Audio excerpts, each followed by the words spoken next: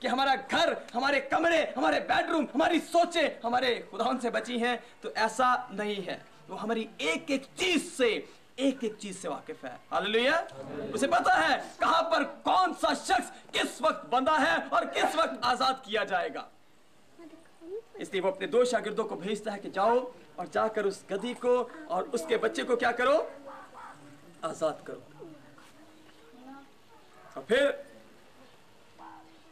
जब वो जाते हैं तो वहां पर लिखा है उसके मालिकों ने उन्हें मना किया। आप जानते हैं कि खुदावंद यीशु ने गधी के बच्चे को ही क्यों पसंद किया? कोई जवान गधा क्यों नहीं लिया? ऐसा गधे का बच्चा जिस पर कभी कोई सवार नहीं हुआ, लेकिन उसके बावजूद उसके मालिक हैं। एक मालिक नहीं है, यहां पर लिखा है उसके मालिकों ने, उसके भजवेद ये पढ़ा कि एक मालिक है। अगर आपको याद हो तो खुदावंद ने हमेशा यही सिखाया कि जब तक कोई बच्चे की मानंद खुदा की बादशाही को कबूल नहीं करता, वो खुदा की बादशाही के लायक नहीं। गधी के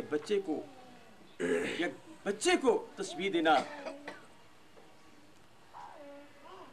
इस बात की अलामत है कि जब तक कोई छोटा नहीं बनता वो बड़ा नहीं किया जाता।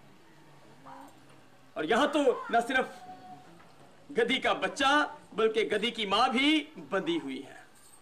क्या है? दोनों बंधी हुई है। और खुदा उनके जिंदा पाकला में लिखा है, मत्ती 18वें बाब की 18वीं आयत में, हजवेद जल्दी से निकालें और पढ़ें। 18वें बाब की 18वीं आयत।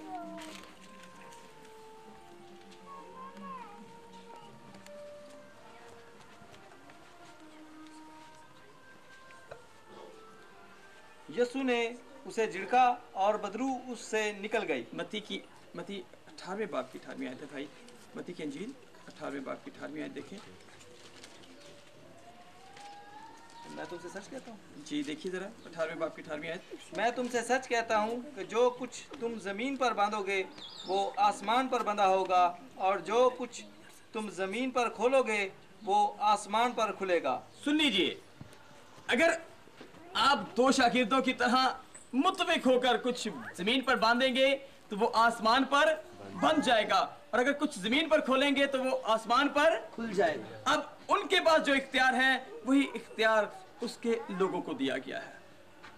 आज की सुबह इस नए यरूशलेम में, इस यरूशलेम में जैसे लोग दाखिल हो रहे हैं, इसी तरह आज की सुबह याद रखिए कि हम भी वो लोग हैं जो अनकरीब नए यरूशलेम में दाखिल होने वाले हैं।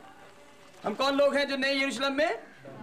ये जो कुछ हुआ ये एक अक्स भी है उस शहाना दाखिले का जो यीशु मसीह नासरी अपने शाहोद और शानो शौकत और जाहो जलाल में जब आएंगे तो फिर हमने उनके साथ उस नए यरूशलेम में दाखिल होना है।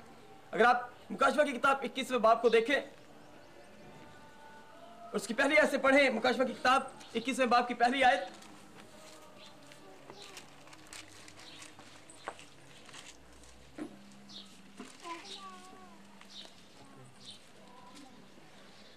फिर मैंने एक नए आसमान और नई जमीन को देखा, क्योंकि पहला आसमान और पहली जमीन जाती रही। मैंने एक नया आसमान और एक नई जमीन देखी। और आगे? और समुंदर भी ना रहा। जी। फिर मैंने शहर मुकद्दस नए यरूशलेम को, शहर मुकद्दस नए यरूशलेम को देखा। किसको देखा? नए यरूशलेम, एक नए यरूशलेम को आसमान पर से खुदा के पास से उतरते देखा। आसमान से नीचे उतरते हुए किसको? एक नए यरूशलेम को। शुक्रिया जी। यहां पर ये लोग एक पुराने यरूशलेम में दाखिल हो रहे हैं, लेकिन इस पुराने यरूशलेम के बाद एक नया यरूशलेम भी होगा जो आसमान से उतरेगा। एक ऐसा शहर मुकद्दस जहां पर खुदा खुद सुकूनत करेगा, जिसका बादशाह खुदावंद होगा, जिसका मालिक व मुख्तार खुदावंद होगा। और जैसे ये लोग, ये शागिर्द इस यरूशलेम में दाखिल हो रहे हैं, हमें भी उस यरूशलेम में उसके साथ दाखिल होना है।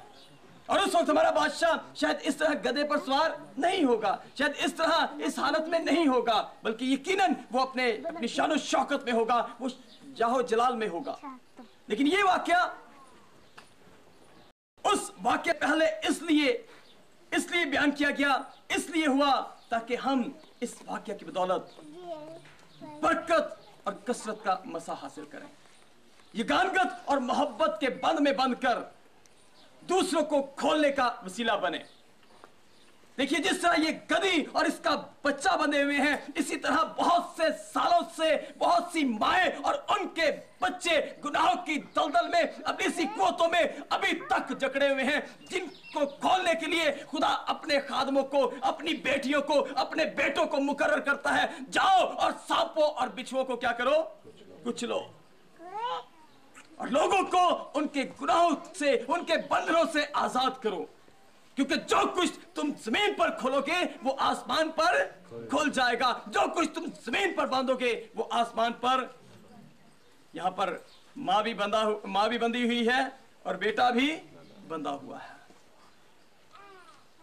और इसी तरह बहुत से बेटे अभी भी बंधे हुए हैं, और लामा मां पर ही है। मैनू विच गुनाह दे जमिया मेरी माई। लेकिन अब ना मां बंदी रहे और ना बेटे बंधे रहे, मां को भी आजाद कर दो और बेटों को भी आजाद कर दो, ताकि अब उनके मालिक व मुख्तार लोग ना हो, इंसान ना हो, बल्कि उनका खुदावंद उनका मालिक और मुख्तार बन जाए। जाओ उनको बताओ कि मालिक को इनकी जरूरत, हमारी जरूरत मालिक को है। और आप जानते हैसियत नहीं होती ज्यादातर। पहले बाप की 27वीं 28वीं आयत, अगर आप में से किसी को मिले तो आप जरूर खड़े होकर पढ़ें। भाई जी आप खड़े होकर पढ़ें। पहला करंथियों की कलीसिया के नाम पौलुस रसूल का पहला खत है,